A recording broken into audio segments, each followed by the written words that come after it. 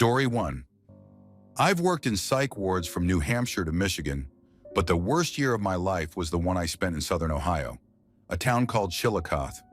I'd taken a job at a long-term adolescent psychiatric facility. Low pay, staff turnover like you wouldn't believe, and we were always understaffed. I lived in a roachy little apartment above a laundromat, and I spent most nights staring at the ceiling, wondering if the walls were thin because I could hear people talking, or because something else was talking through them. I never told this story to anyone in full, not my coworkers, not my partner, not even the facility director. I submitted my resignation 3 days after it happened and left the state by the end of the week. This happened in October of 2022. I remember the month because it was always cold in the building, but that week, the hallway outside room 13 was freezing. We weren't supposed to call it that, of course. It was officially room 12B, but everyone just called it 13. Even the chart said 13 in parentheses. It had a history: kids flipping out, sudden staff injuries, constant flickering lights. Most of the residents were nonverbal or had severe behavioral issues, but nobody acted up quite like the ones housed in 13. The only consistent thing, they never lasted long in that room. Either they were transferred out or had some sort of violent outburst. A few just stopped speaking altogether. But this story isn't about all of them.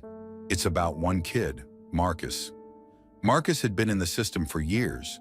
He was 16, but looked like he could have been in his 20s. 6'2", 220 pounds, wide shoulders, shaved head. No real diagnosis anyone could agree on. He didn't quite fit anything. Autism, maybe. Conduct disorder. Probably sociopathy? Who knows? All I know is, the first time I saw him, he was sitting cross-legged in the middle of the safety room, chewing on the collar of his hospital gown, staring at the corner of the ceiling like something was there. "What's he looking at?" I asked one of the nurses, Beth. She just shrugged. "Does that all the time. Same spot. Room 13's ceiling corner." I joked, "Maybe it's haunted." Beth didn't laugh. "You'd be surprised how many say the same thing." We admitted Marcus to room 13 because there was nowhere else to put him. All the other rooms were full, and he wasn't stable enough to share. No parents in the picture. State custody. Violent history. His chart was one red flag after another. He'd put a teacher in the ICU at his previous school. Broke a nurse's wrist during intake. It took 6 of us and 2 shots of Ativan to sedate him the first night. But then something changed. Marcus stopped acting out. Completely. Not calm, not docile, just still. He'd sit on the bed and stare at that same ceiling corner all day. No TV, no talking, barely ate, and he stopped sleeping, like altogether. We'd find him in the exact same position every morning, eyes open, looking up. "I don't like this," said Terrence, one of the orderlies. "Kid gives me chills." "Because he's big," I said. "No," he said, "because I caught him talking to something last night." I laughed. "Like imaginary friend?" Terrence shook his head. He was whispering, in a voice that wasn't his, deep, like it echoed. I chalked it up to stress. Night shifts mess with your head. I'd been on meds myself just to cope with the stuff I'd seen. But then came Halloween, October 31st. I remember because we had a group activity in the day room. Paper pumpkins, candy, supervised, a movie, something light. Marcus didn't participate, obviously. He stayed in 13, door locked, cameras on. But the camera in his room had started glitching that morning, just static. That night, I was on the overnight with Terrence and Beth. Quiet shift. Around 2 a.m., the lights in the hallway started to flicker, only down the east wing, just outside room 13. I volunteered to check it out. Terrence refused to go, said something about a headache. Beth stayed at the desk. I walked down with my flashlight. The overhead lights buzzed, that sickly green strobe effect bouncing off the walls. My shoes squeaked on the waxed tile. When I got to room 13, the door was already cracked open. It shouldn't have been. We kept that door locked 24/7 unless 2 staff were present. I peeked inside. Marcus was standing on the bed, neck bent backward, looking directly into that corner of the ceiling. His arms were outstretched, fingers twitching. He didn't acknowledge me. "Marcus?" I said. He didn't blink. I stepped in slowly. "You okay, man?" Then he spoke. Except it wasn't his voice. It was low, guttural, like someone whispering inside a well. "It's almost done." I stopped in my tracks. "What's almost done?" I asked, trying not to show I was scared out of my mind. He snapped his head toward me. But it wasn't like turning. It was sudden, a jerk, like a marionette yanked by a string. Then he smiled. I've never seen a smile like that. Not just wide, impossibly wide. His cheeks stretched until they looked like they'd tear. His eyes didn't move with the smile. They stayed locked on mine. "He wants your name." I backed up. "Marcus, sit down. Now." He tilted his head. "Say it." "No." Then all the lights blew out. Not just the hallway, every light on the unit, one after another. Population, population, population. We heard it from every room. The screams started immediately. Kids shouting, crying, some banging on their doors. But all I could hear was breathing. From behind me. Not Marcus. Something else. Right behind me. Like an animal panting, slow and hot. I ran past every flickering light, every door, every cry in the dark.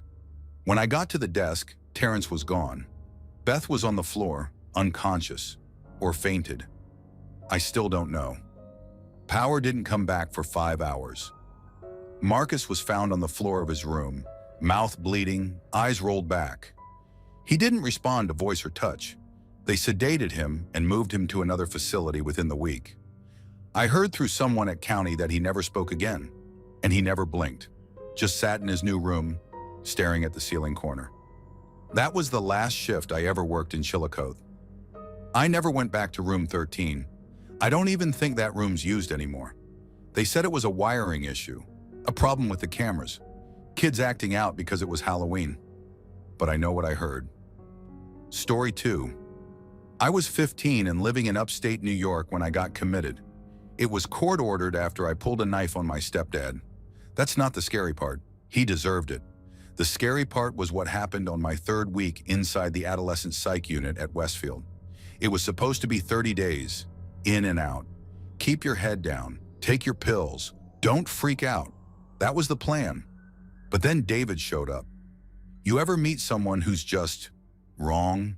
Not loud, not twitchy, not foaming at the mouth, just off in a way your body picks up before your brain does? That was David. They brought him in late at night, which was unusual. Normally, new admits showed up mid-morning. He walked in barefoot, even though it was snowing out. Just stood there in the doorway to the common room while they signed papers. No shoes, no bags, no expression. Just stared at the TV like he was seeing through it. And he didn't blink. Swear to God. I know it sounds like I'm exaggerating, but I sat there and watched him stand still for 5 whole minutes, eyes wide open. Not once. Not a single blink. He was big for 13, 6 foot easy, with long arms and a neck that always tilted slightly to the left, like his head was too heavy. They told us he had aggression issues, which meant we weren't allowed near him unsupervised. They gave him his own room, even though we were overcrowded. First time he spoke, he was in the lunchroom, sitting alone with a plate of meatloaf. I was across the table with Troy and Marcus. We were arguing about some dumb card game when out of nowhere David said, "You guys hear it?" We froze. "Hear what?" Marcus asked. He looked up at us, slowly, and smiled for the first time. The voice in the wall. That should have been enough. But we were bored, and bored kids do stupid things. So later that night, after lights out, Troy dared me to go to David's room. Not to do anything, just to knock and to say hi. I was trying to play it cool. "You scared?" Troy snorted. "Of him. He's all talk. He sleeps like a corpse." So I went. I knocked once. No answer. Knocked again. The door creaked open by itself. Now normally those doors lock automatically. Some kind of magnetic seal, but this one was wide open, like someone had jammed the mechanism. "David," I whispered. No answer. I stepped inside.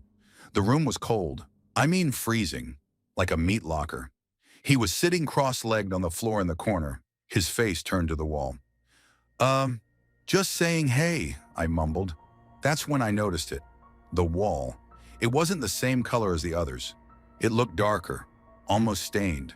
And there were marks, scratch marks, hundreds of them, carved into the drywall, some old, some fresh. I took a step back. David started humming, soft, tuneless. Then he spoke, low and calm. "Do you want to meet her?"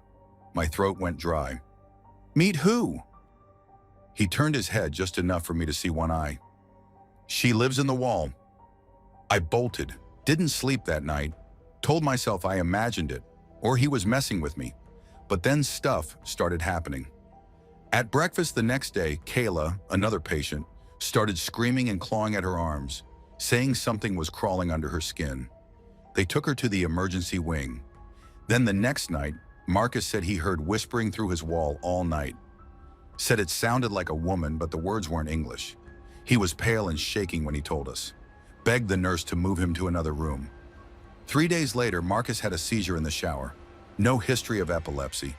People started avoiding David. Even the staff. You could see it in their eyes. Fear. They kept upping his meds, but it didn't seem to do anything.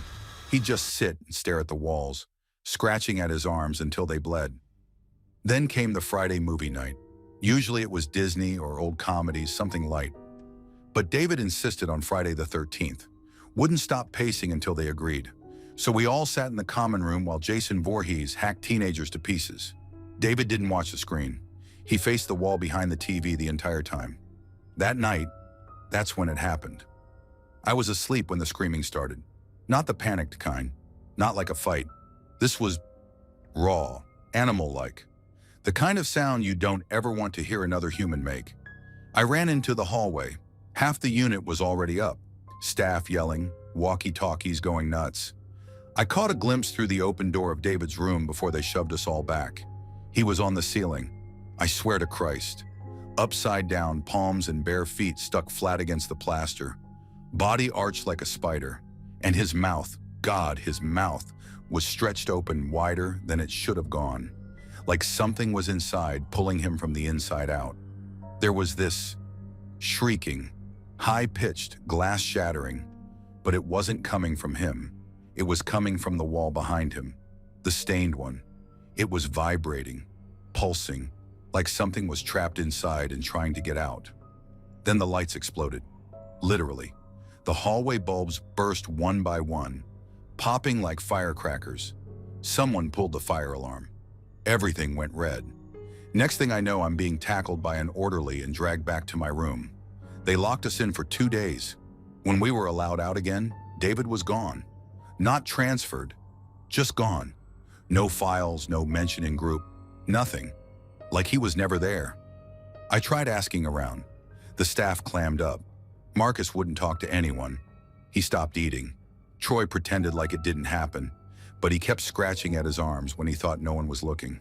I got out a week later. Never spoke about it. Not until now. Story 3, I was living in Reno, Nevada at the time, working the night shift at Pine Ridge Behavioral. I'd been on the job for about 6 months. Float tech, mostly doing rounds, handling meds, watching the monitors. The ward I was assigned to was a lower security psych unit, but we still got our fair share of violent outbursts, full-blown psychosis, and the usual broken souls the system had given up on. It was the kind of place where your eyes had to stay open, even when you were tired as hell. You miss one little detail, a door not latched, a wrist not banded, and things go sideways fast. But that night didn't go sideways. It went straight into something I still can't explain. It started normal. Too normal even. No screaming from the bipolar guy in 9C, no crying from the new admit in the adolescent wing. The halls were dead quiet, which always makes you uneasy in a psych ward. Quiet means something's brewing. At around 2:15 a.m., I was finishing rounds and saw the door to room 13A was open about an inch. It was supposed to be closed at all times. Old mechanical fault with the lock meant it only latched if you pulled it just right. The patient in that room, Angela, she wasn't supposed to be mobile. She'd come in 4 days earlier after being found wandering the freeway in her nightgown. Nonverbal, dirty.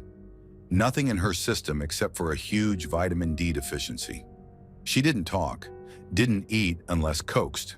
just sat in her chair by the window, staring at nothing. I remember because the first time I stepped in to give her meds, she looked at me like she recognized me.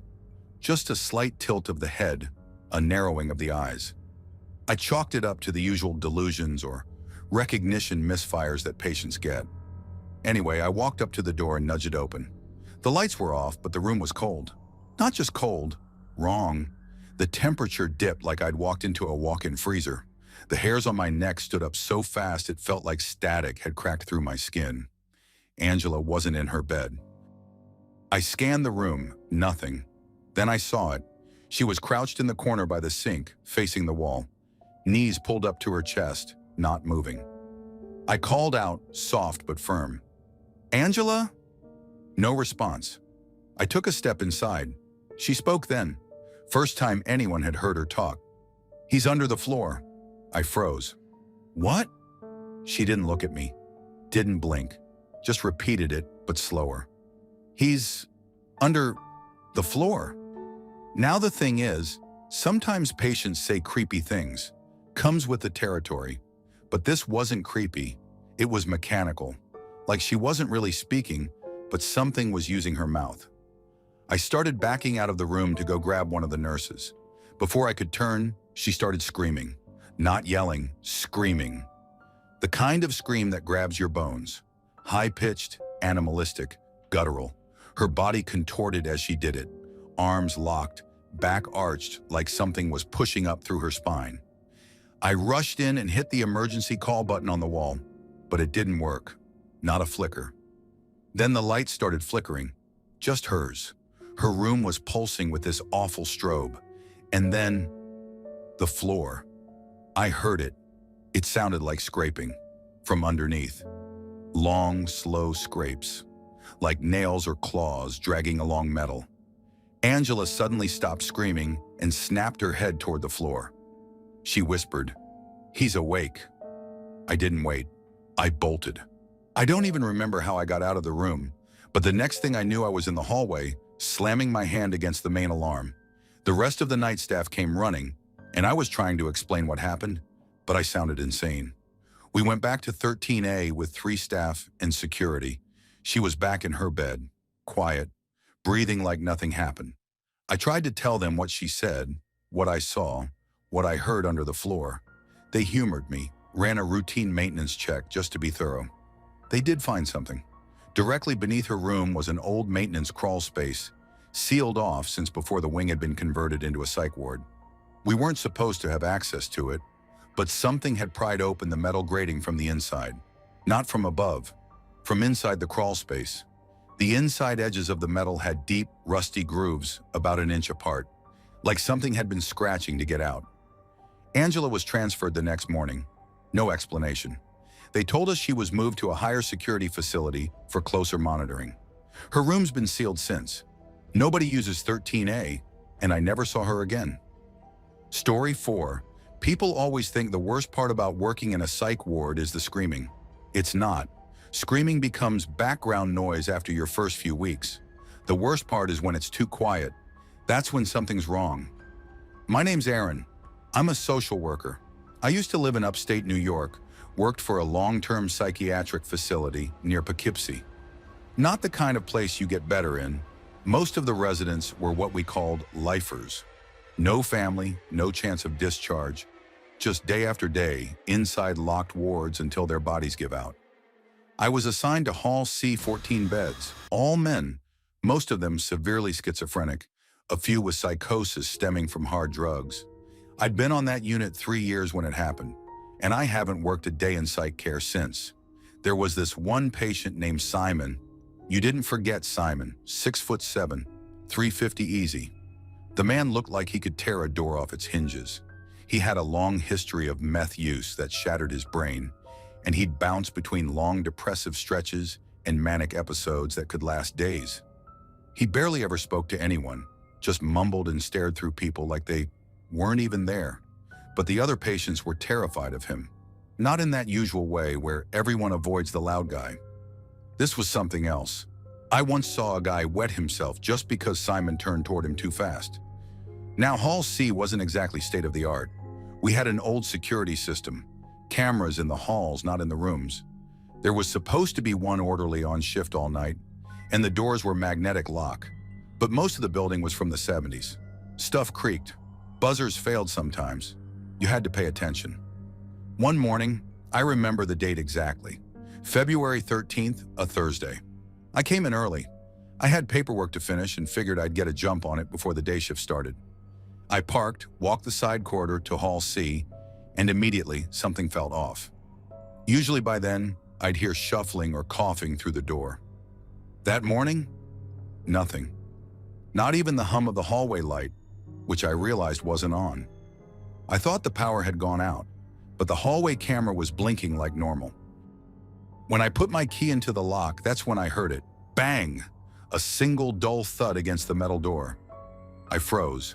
Then it came again, louder. Bang, bang, bang. And I swear to God, I felt it in my spine. I looked through the reinforced window on the door, and what I saw, I don't even know how to explain it. The hallway floor was red, I mean slick. Blood smeared up the walls, pooled under the fluorescent lights. And right in the middle of it was Simon, standing with his fist pressed against the door. His forehead leaned on the glass, breathing like a bull. His feet were bare, and, Jesus, his soles were gone. Just muscle and tendon and bits of white. Blood ran down his ankles like a faucet had been turned on. I panicked, backed away, dropped my keys, fumbled for the radio and called security. I was yelling, "I think someone's been killed in Hall C. There's blood everywhere. Simon's covered in it." They told me to stay put. Backup would be there in less than a minute. So I just stood there, staring at Simon through the glass, my hands shaking. But the thing was, there was no body. I scanned the hallway, every room door still closed, no screams, no struggle. Just Simon and the blood. All of it. His. When security showed up, they opened the door with the override code. Simon didn't move. He just looked up at them and said, calm as anything. I was trying to leave. He hadn't slept the entire night. We pulled the overnight camera footage and watched in horror as he paced back and forth the hallway, room to room, all night long. Never sitting, never pausing, just walking and muttering nonstop. No meds, no food, just movement. Somewhere around 2:14 a.m., he took off his socks. At 3:20, he started leaving trails. By 4 o'clock, he was limping. And then, by 6:15, when I showed up, he was grinding flesh against tile. Here's the part that made my stomach drop. Every now and then, as he walked, Simon would turn his head sharply, like someone was whispering in his ear. But there was no one else in the footage. Nothing. And I don't mean he was just twitching. He was listening, like someone was right behind him. You could see it. And at 5:47 a.m., he stopped in front of one of the locked patient rooms, leaned forward and said, "You'll be quiet now, won't you?" That patient, George, was found later curled up under his bed, eyes wide open, his own fingernails dug into his palms deep enough to scar. He refused to speak for 4 days. The orderly on shift? Yeah, well, turns out he had pulled 2 doubles and passed out in the med room. We found him snoring in a chair. He got fired on the spot. Simon didn't even remember it. When we sedated him and wrapped his feet, he kept asking what day it was, like he'd lost time. "Did I get out?" he asked. "I thought someone was calling me out." That phrase stuck with me, calling me out. It wasn't until a week later that we reviewed older camera footage, just to see if this kind of pacing thing had happened before. And it had, once, exactly a year earlier, on February 13th. Simon walked the halls all night, and in the footage, at exactly the same time, 5:47 a.m., he stopped at the same room, George's room, and said, "You'll be quiet now, won't you?" Except back then, George wasn't in that room. It was empty, had been for months. I don't know what Simon saw. I don't know what he heard. But it wasn't just mental illness. It wasn't. That building, there's something in it. Story 5. I grew up in Yuma, Arizona, and after I dropped out of college, I got a job as a trustee at the county jail. Nothing fancy, just cleaning duties, laundry runs, meal prep, stuff like that. I was inside for a minor charge, nothing violent. But they liked me enough to let me work behind the scenes. It made time go faster. This happened in 2018. Still messes with my head. There's a part of the jail most people never see. A separate wing with 6 cells meant for inmates on suicide watch or extreme psych eval. It's dead quiet down there, except when it isn't. And when it isn't, it's because someone inside is screaming. One night around 10:30, I got called in to assist with a cleanup. One of the guys, Rodriguez, came up to me in the laundry room and said, "You're up. Cell 9. Bring gloves and bleach, and bring the mop with the metal handle, not the plastic one." I didn't think much of it. I'd cleaned blood before, feces, vomit, all kinds of human mess. It's jail. People lose their minds in here. I grabbed my cart and headed down to the isolation wing. The hallway always had this weird chill. It didn't matter if it was 110 degrees outside. Down there, it was like the building remembered things. Before I opened the cell, I heard a noise like scratching, constant, frantic, like fingernails dragging across tile. I knocked, nothing. I unlocked the door. And I swear to God, it was like stepping into something out of a nightmare. Blood was everywhere, not splattered. It looked like it had been smeared, deliberately. Thick streaks across the walls, handprints down low like someone had been crawling. There was piss in the corner. Shit, too. Even the ceiling tiles had dark red spots on them. I don't know how he got it up there. The mirror above the sink was shattered and glinting with flakes of dried scalp. Actual pieces of skin and hair stuck to it. The guy, his name was Derek Miles, 34, homeless, brought in 2 nights prior for public intoxication, was sitting in the far corner, or rather what was left of him. He'd torn out his own teeth, not with a shiv or any kind of tool. They were all over the floor like little pale pebbles scattered around his bare feet. He was bleeding from the mouth, lips swollen and torn. His fingernails were broken and caked in blood. But it was his eyes that got me. He was staring into the mirror like he was hypnotized, like whatever he saw in there wasn't his reflection. I didn't say anything, just froze. Then he whispered something, quiet but clear. "She said the mirror's where the eyes live." I took a step back. "Derek, you okay, man?" He didn't blink, didn't even seem to hear me. I radioed for medical, told them to get down there now. Then he started to hum, not a song. It was like a pattern, a loop, just a 4-note hum over and over again, while rocking back and forth, his face slack, except his eyes, wide open, totally fixed on that mirror. I turned to the officer behind me, Miller, who had just walked in. "We need to get him out of here," I said. Miller nodded, stepped into the cell, and Derek screamed. Not like someone in pain, like something was coming through him. His whole body jerked, and he slammed his head against the sink. Hard. We ran in to stop him, but he just kept bashing it again and again. His skull split on the 3rd hit. There was this awful crunch, like wet cement under pressure. Miller tackled him. Derek went limp. Blood poured out from under his body, but his eyes were still open, still staring at the mirror. We tried turning him over. His mouth was moving. "She's still behind it," he whispered. "She's still smiling." That's when I saw it. In the corner of the broken mirror, in one of the few shards still clinging to the frame, there was a face, not Derek's. It was faint, pale, like the reflection of someone just behind you, where your peripheral vision catches them but you know no one's there. Her eyes were too wide, her smile stretched like it didn't belong on a human face. Her head tilted just slightly, like a dog hearing a strange noise. I looked behind me, no one. Looked back, gone. I dropped the mop and ran. I didn't even wait for the med team. They found Derek dead 3 minutes later. Massive cranial trauma.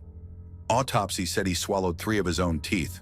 No drugs in his system, just alcohol withdrawal and psychotic episode. The mirror, they removed it the next day, sealed the whole cell. That part of the wing doesn't get used anymore. They say the ventilation's bad. But I heard a rumor from a new trustee last year. They opened cell 9 again for a short time during overcrowding. Some guy went in, heard him talking to himself on the first night, screaming about eyes in the walls the next. Last I heard, he tried to gouge out his own eyes with the end of a toothbrush. He survived. but he doesn't talk anymore. I got out in 2019, never went back. I don't know what Derek saw in that mirror. I don't want to. Story 6, I used to work as a psych nurse in a ward in Detroit. Not one of those clean, well-funded places with art therapy and calming music playing in the halls. No, this place was rough, understaffed, underfunded, and full of people society had basically given up on. Some were schizophrenic, some were violent offenders who got sent here instead of prison, and some were just lost. One night shift, I had an incident that I still can't explain. It started with a patient named Marcus. He'd been here before, in and out for years. Classic schizoaffective disorder, paranoid, delusional, but mostly harmless when he was medicated. He had this habit of sitting in the common area, whispering to himself, rocking back and forth. Normally it was just nonsense, words strung together that meant nothing. But that night something was different. It was around 2 a.m. I was doing rounds when I saw Marcus sitting up in bed, staring at the far corner of his room. His eyes were wide, unblinking. Sweat dripped down his face like he'd been running. I knocked lightly on the open door. "Marcus, you all right, man?" His head snapped toward me so fast it made my stomach drop. His expression was wrong. Not scared, not confused, just empty. "I can't sleep," he muttered. "She won't let me." I stepped into the room. "Who won't let you?" He lifted a shaking finger and pointed to the corner. The room was dim, only the hallway light spilling in. I glanced over. Nothing there. Just a blank wall. "Marcus, no one's there," I said. "She's there," he whispered. "She's always there." A cold wave crawled up my spine. I'd seen patients hallucinate before, seen them talk to people who weren't there, scream at shadows, but something about the way he said it, calm, certain, made my stomach knot. "Why don't you try to sleep, buddy?" I said, keeping my voice steady. "I'll be right outside." He nodded, slow and deliberate, and I backed out, shutting the door halfway. I stood there for a second, listening. Nothing. Just silence. Then I heard it. A voice. Not Marcus. Not anyone I recognized. A woman's voice, low and whispery, from inside his room. I froze. Every hair on my body stood up. I pushed the door open, flicked on the light. Marcus was still in bed, still staring at that damn corner. But now his lips were moving, whispering something under his breath. "What did you just say?" I asked.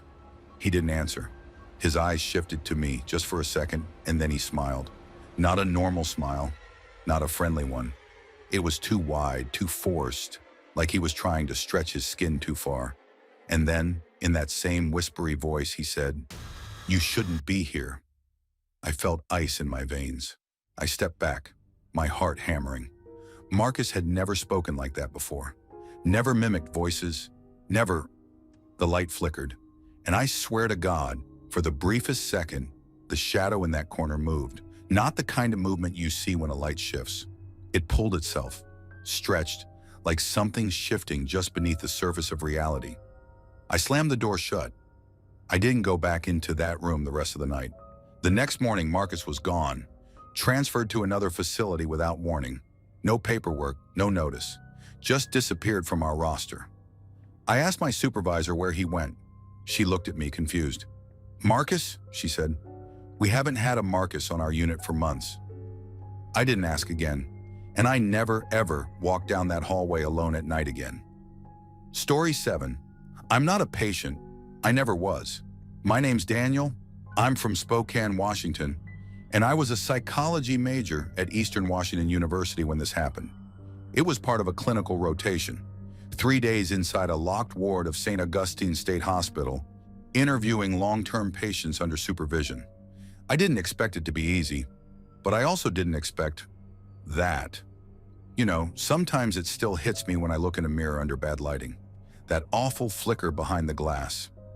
I haven't told anyone the full story, but I'll try now. Maybe writing it down will make it feel less real. The ward was old, the kind of old that smells like disinfectant and rusted pipes. There were cameras, yes, but the monitors flickered, and half the time they were just static. The staff were overworked, half asleep. I was told not to wear anything with strings or laces and to keep my clipboard close to my chest when talking to patients. No pens either, only blunt pencils. I spent most of my time in the common room talking to patients who were willing. Most had schizophrenia or bipolar disorder. Some were heavily medicated, just blinking at me like I was wallpaper. Others wouldn't stop talking. I remember thinking it felt more like a holding tank than a treatment facility. It was on the second day when I was told to speak with the man in room 7G. The nurse just said, "He probably won't talk. Don't push him." I asked if he was dangerous, and the nurse didn't answer. She just buzzed me through the hallway and told me to knock once and enter slowly. 7G was down a hallway that always seemed colder. I swear the temperature dropped 5 degrees just stepping past the last nurse station. The fluorescent lights overhead were humming louder there, like they were shorting out. I knocked once. No answer. The door was slightly open anyway. I pushed it. There was no one in the bed. That was the first thing I noticed. The bed was neatly made with tucked-in corners, like it hadn't been touched in weeks. But the chair in the corner, this ancient wooden thing with one leg missing a rubber cap, was facing the wall, and someone was sitting in it. He didn't look up, just sat perfectly still, facing the corner like a child in trouble. "Mr. Gray?" I asked, reading the name off the file. No response. I stepped in, closing the door behind me. That was a mistake. I stood there for a second. "I'm Daniel. I'm a student here to do an interview if you're up for it. You don't have to say anything if you don't want to." He moved, just slightly. I couldn't see his face. His whole body was turned away. But he tilted his head like he was listening. Then I heard it, a whisper. I thought maybe it was the vent. But no, the whisper was coming from him, from his mouth. But the words weren't English. They weren't anything. They were just syllables. Dry, rasping syllables like someone speaking a language long dead. I couldn't even write them down. My hand froze. I looked at the door, and then he started turning. Slowly. The chair scraped the floor. His head turned first, way too far. The body followed after. I wish I hadn't stayed. I should have left right then. His face. It wasn't wrong exactly.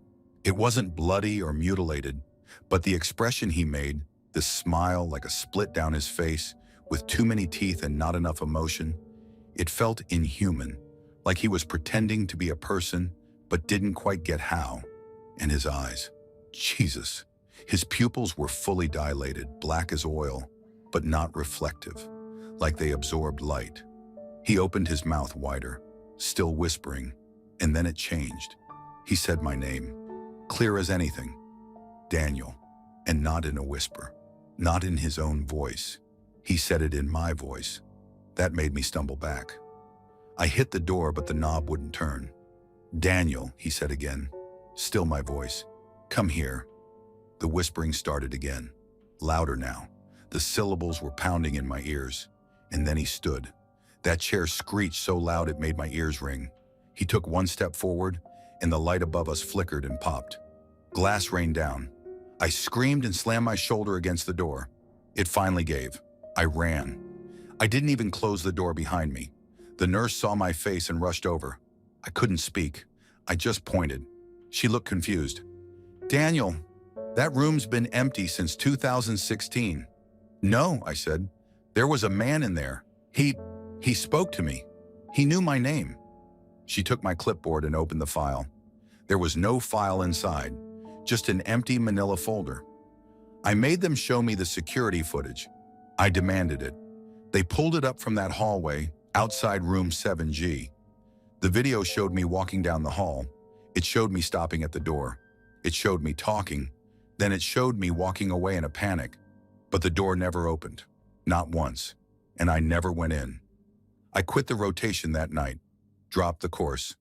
I don't care what it cost me. Story 8. It happened 5 years ago, but I still can't sleep with the lights off.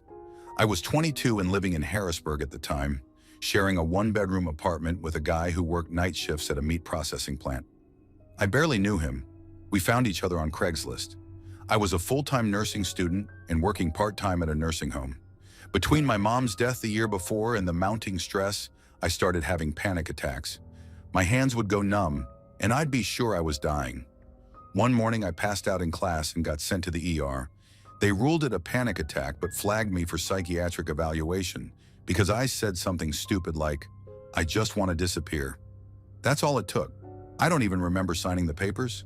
I was exhausted, confused, and still half dissociating when they had me in a transport van headed to a psych facility in the middle of nowhere.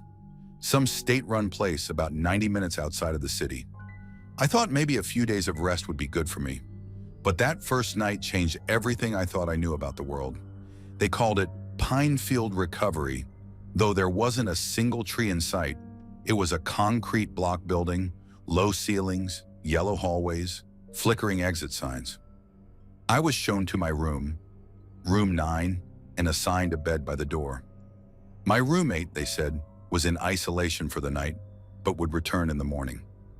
The bed across from mine was neatly made. There was a plastic bag on the nightstand with her name, Colleen M., and a pair of rubber-soled slippers poking out. The nurse gave me my meds, showed me how to use the emergency call button, and then I was alone.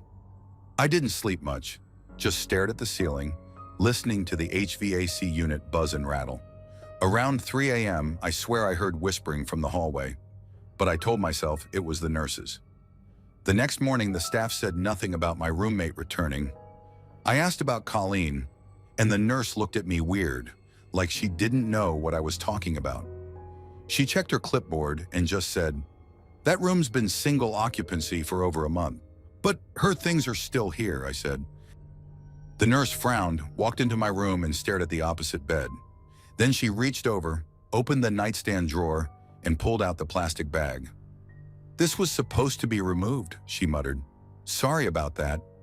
I tried to let it go. Maybe someone just forgot to clear the room. But that night it got worse. I was lying in bed, the lights dimmed to their awful orange glow, when I felt something shift, like the air got heavier. I opened my eyes and someone was sitting on the edge of the other bed. She had long dark hair covering most of her face, and she was turned slightly away from me.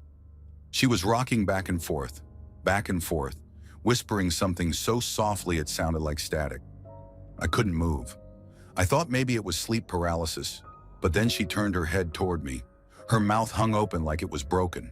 Her eyes weren't just wide, they were bulging, like someone frozen in the middle of a scream. She didn't look alive. She didn't even look real. Just this pale, rigid thing with long fingers curled around her knees. I shot up and hit the call button. The light over my door started blinking, and I heard footsteps in the hallway. But by the time the nurse opened the door, the bed was empty again. No one there. The blankets perfectly smooth. "Are you okay?" the nurse asked. I couldn't even answer her. I just nodded and tried to breathe. I didn't tell her what I saw. I knew how that would sound. But the next day I asked about Colleen again. Different nurse this time. She paused, looked down and said, "We don't really discuss other patients. But she was in this room, right?" The nurse glanced around to make sure no one was listening. Then she lowered her voice. "She was here about a month ago. Acute psychosis. Claimed something was following her, mimicking her thoughts. Said it would sit on her bed and leak into her skin. Last night she was here. She attacked another patient. No warning. Just started clawing at the guy's face and screaming, 'It's not me! It's not me!' She was sent to isolation, but, well, she didn't make it. She was found unresponsive the next morning." I felt like I couldn't breathe. "How did she die?" The nurse just shook her head. No official answer, no drugs in her system, no trauma. They called it sudden cardiac arrest, but the staff who found her said she looked like she died screaming. I didn't sleep that night. I kept the lights on, back pressed against the wall, eyes fixed on the empty bed across from me. Around 4:12 a.m., I checked the clock. I heard the mattress creak. I didn't want to look. I swear to God I didn't want to. But I did. She was there again. This time she wasn't rocking. She was staring straight at me, not blinking, not moving. And then she smiled. Her mouth stretched too wide, too long, like it wasn't meant to move that way. Her teeth were yellow and crooked and too many. I screamed, loud enough to wake the whole damn floor. The lights slammed on, people rushed in, orderlies yelling my name. The bed was empty, nothing there. But this time I told them everything. I expected them to sedate me or move me to a tighter watch, but instead they quietly moved me to another room. The same nurse from earlier just said, "We'll get you somewhere more comfortable." I never got an explanation, but on my last day, when I was finally being discharged, I passed that same nurse again. I asked her, "Do patients ever report seeing her?" She didn't answer right away. Then she said, "Only the ones who sleep in that bed." I asked what happened to the others. She didn't answer that part. And now, I sleep with the lights on, every single night. Story 9. I don't remember the ride to the facility. I think that's what's bothering me the most. One minute I was in my apartment in Tempe, Arizona, pacing in front of the mirror, half naked and sobbing for no reason I could name. The next thing I knew, I was in a room with walls too white and lights too bright. There was a tray of food I hadn't asked for, and a wristband I didn't remember putting on. My name's Eric. I'm 34. I work nights at a UPS distribution center. No criminal record, no violent episodes. I had one breakdown, and suddenly I'm strapped to a bed with dried blood under my nails. The staff didn't explain much, just mumbles about agitation, safety protocols, and how I needed to be stabilized. I was too fogged up to argue. They shot me up with something the first night. I didn't feel myself hit the mattress. I woke up in total silence. Not hospital silence, dead silence. I was flat on my back, my limbs heavy like sandbags. The room was darker than usual. No hallway light seeping through the door frame, nothing humming from the ceiling vents. I lifted my head. The clock on the wall was off. I wasn't alone. I couldn't see them at first, but I knew. There was someone sitting at the foot of my bed, breathing shallow and fast, like someone trying not to cry. I sat up slowly. My joints popped. My mouth was bone dry. "Hey," I whispered, "who's there?" No answer, just breathing. Quicker now. I reached for the call button but couldn't find it. The usual red switch had been removed. It was just a blank metal plate. The emergency pull cord in the corner? Gone. The room had changed. It wasn't mine. It looked almost identical, but the corners were wrong. The window had been replaced by a mirror. The tile under my feet wasn't the same. It felt sticky. I turned my head slowly. The figure at the foot of the bed didn't move. I couldn't make out any features, just a slouched shape. Head down, hands on knees. "What are you doing in here?" I asked. This time a whisper came back, not a voice, more like words forming directly in my ear, even though the person was across the room. "Don't sleep here." I blinked. "What?" The figure started shaking, and not like someone laughing or crying, more like convulsing, head snapping side to side. No sound came out, just that harsh, fast breathing and the jerking. I stood. That's when the lights flickered, just once, but it was enough. It wasn't a person. It had a body, yeah, and a head and limbs. But its arms were too long, knees bent backwards. The skin wasn't skin. It was wet, grayish, like the outer layer of raw chicken. No face. Just open space where a mouth should be. I fell backward, hit the floor hard. The thing twitched and then slowly stood up. I scrambled for the door. Locked. I slammed my shoulder into it again and again, screaming now, yelling for staff, for anyone. The thing didn't chase me. It just looked at me, or I think it did, and said one word, not out loud, inside my head. Again! I blacked out. I woke up to fluorescent lights and the morning med cart rattling past my room. The nurse walked in cheerful as hell, asked if I wanted oatmeal or toast. I checked the floor. No stickiness. Call button was back. Room was normal. I asked them about it. Asked if someone came in during the night. They said no one had. They told me I'd been asleep straight through. Calm as a baby. "You didn't even twitch," one of the techs said, smiling. I asked to see the overnight footage. I asked to see the logs. Nothing. All they'd say was that I was sedated. I demanded to know if they'd changed my room. "You were in 2C the whole night," the nurse said, reading her chart. "Same bed, same linens. Nothing changed. But it had. I know it had. I even checked the mark on the ceiling tile above the bed, a water stain shaped like a cross. That morning it was gone. I stopped sleeping after that. For 3 days I forced myself to stay awake. It got so bad they threatened to strap me down and sedate me again. I begged them not to. I told them I'd sleep on my own. They didn't believe me, but they gave me one more night to prove it. I stayed up, or I tried to. But the meds they'd slipped into my dinner must have kicked in, because at some point my eyes just gave out. I opened them a second later, or what felt like a second. I was back in that version of the room. No clock, no call button, sticky floor. It was standing next to me now. No longer sitting, no longer twitching, just standing.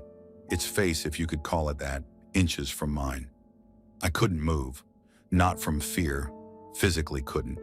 My body wasn't responding. I was paralyzed, but my brain was screaming. It lowered itself over me. Its weight crushed my chest. I couldn't breathe. Its skin was cold and wet. It smelled like dirt and rotting paper. And then it whispered something different. "You came back." I must have passed out again. I don't know how long I was under, but when I woke up, I was in a completely different ward. Open layout, more windows, no private rooms. They told me I had a violent episode during the night. I asked what I did. They wouldn't say, just that I was screaming, slamming my head into the walls. They said I shouted, "Don't put me back in that room," over and over until I went silent. That was 6 years ago. Story 10. I'm from Helena, Montana. Nothing ever really happens here unless you're in the kind of place people forget exists. That's where I ended up, St. Mary's Psychiatric Recovery Unit. I was there for suicidal ideation, voluntary admission, but it felt anything but voluntary once those doors locked behind me. This story, I swear to you, happened.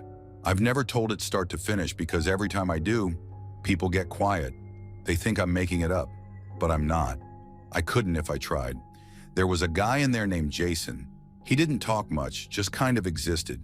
Sat in the corner, watched things, never smiled, never yelled, never even blinked too long. Everyone knew not to mess with him, but it wasn't fear. It was something else. Like instinct. Like how animals sense a predator without seeing it. Jason had a massive number tattooed right across his face. I didn't know what it meant until someone told me it was his old cell block. From prison, 3-inch tall numbers, dead center on his cheekbones like a billboard. The kind of thing you don't ask about. You just see it and understand he came from a place you don't ever want to visit. We were sitting in the rec room one afternoon. Group therapy had ended early because one of the girls, Becky, started screaming that the walls were melting. It wasn't the first time. Staff escorted her out and said we could have some free time. So we did what we usually did. Sat in plastic chairs, watched the muted TV, stared at nothing. That's when Denny walked in. Denny was trouble. Short, twitchy guy with this twitchy eye and a laugh that always came at the wrong time. He liked bothering people, especially the women. Becky had told him to leave her alone more than once, and today he didn't like that answer. I remember it clear as glass. Becky was standing near the corner reading one of those padded cover romance novels. Denny walked up behind her and said something disgusting. I won't repeat it. She ignored him like usual. He said it again, louder. That's when she turned and slapped him across the mouth. The sound cracked through the whole room. Denny froze, stunned. Then he lunged. I stood up. I don't know why. Maybe I thought I could stop it, but I didn't get there fast enough. What happened next? It was like the air changed. I don't mean that figuratively. I mean I actually felt it. Like the pressure dropped suddenly in the room. You ever hear that term, liminal space? That's what it felt like we were in the hallway between this world and somewhere else. Jason moved. I didn't see him get up. I didn't even know he was paying attention. He was sitting on the floor across the room and then he was in the air, not jumping, not running, just up. His body arced across the room like he'd been pulled by a wire, and then he was on Denny. Not just tackling him, Jason landed on him, perfectly, like he'd rehearsed it. Knees pinned Denny's shoulders, and his fist came down like a metronome. Precise, mechanical. Bam, bam, bam. I remember backing away, not running, just backing up, like my brain couldn't decide what was happening. Denny started flailing, screaming. Not words, just this awful sound, low and wrong, like something dying in slow motion. And Jason, he didn't stop. Not once. Not until the alarm started going off. I could see Denny's hands flopping around, and then I saw it. He had a pen. From where? No one knows. But in a place like that, a pen is basically a weapon. And he used it. He jammed it into Jason's face. Once, twice, dozens of times. Jason didn't flinch. That was the worst part. I saw purple welts blooming under his skin, blood leaking down his face like paint, but he didn't react. He just kept punching. That same rhythm. Bam, bam, bam. When staff finally got there, maybe a minute later, maybe 10, time had gone sideways. Jason just stopped. No words, no final blow. He stood up. His face was drenched in blood, like someone had poured a bucket over him. He looked like a Halloween prop, fake and too much, except it was real. He walked past me, eyes forward, calm, silent. His face was torn up, torn up, like he'd been chewed on. And he didn't make a sound. They didn't touch him. No staff tackled him. No cuffs, no injections. They just watched him walk to his room. Denny was still screaming, but it wasn't a human scream. It was this high, wet shriek, like his brain couldn't handle the pain and had given up trying to make real sounds. EMTs showed up eventually, took him out on a stretcher. I don't know how many bones were broken, but it looked like his face had been erased. I tried to talk to the nurses about it later, asked if Jason was going to be arrested. They just looked at me and said, "Jason's been transferred." To where? No one would say. But I saw the bloodstain on the floor the next morning. No one cleaned it up right away. It had soaked into the cheap linoleum, dark and sticky. You had to walk around it like it was still alive. Here's the thing. Jason didn't act like a man. He didn't fight like one, didn't move like one, didn't even exist like one. It was like watching a machine that had been switched on for a single task and then shut off again. I couldn't sleep for weeks after that. Thanks for watching. Don't leave before leaving a like to this video. Also hit the subscribe button to support my work. And as always, have a horrific nightmare, my dear.